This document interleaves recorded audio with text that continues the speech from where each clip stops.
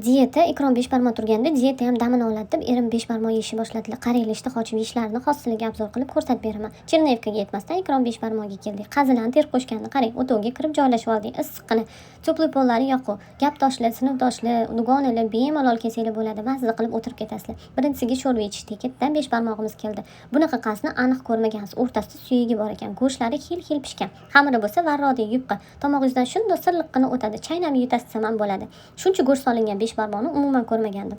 Erim senga yeyishni ko'rsataman deb ketma-ketlikda taxlab surgo'sht qazilar bilan yedilar. Men ham sizdan qolishmayman dedim. Ozg'in bo'lsam ham menga unaqa qaramanglar. Men juda ham zo'r yeyman, ayniqsa go'shtli ovqatlarni. Yonimdagi bir tiyin puli yo'q, lekin hamma joyga har doim olib yurishim kerak bo'lgan dugonamdan bittasi.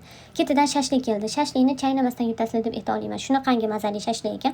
Agarda sizlar ham shunaqa shashlik, baliq, beshbarmoq yegilar kelsa, shu nomerlarga bemalol aloqaga chiqib, joyinglarni band qilib, Ikrom beshbarmoqga kelib, mazza qilib ovqatlanib ketinglar.